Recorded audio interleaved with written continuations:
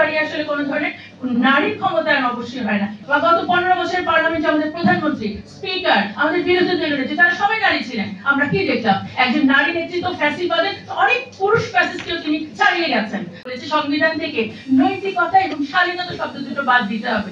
বাকি আর থাকলো কি আমাদের? দেখেন আসন বাড়িয়ে মানে যে আপনারা দেখবেন যে 300 আসনকে বাড়িয়ে 600 আসন করতে বলেছে, হ্যাঁ, তার মানে কি মমতা এবং শ্রমিক আইসাদের সংখ্যা আরো বাড়বে। এইটা কোয়ান্টিটেটিভ ডেভেলপমেন্ট এবং এটা আই ওয়াশ, যেটা আমি বলেছি যে স্থান পরিবর্তন করে সংখ্যা বাড়িয়ে আসলে কোনো ধরনের নারীর ক্ষমতায়ন অবশ্যই হয় না। সেটা গুণগত মানে হতে হবে।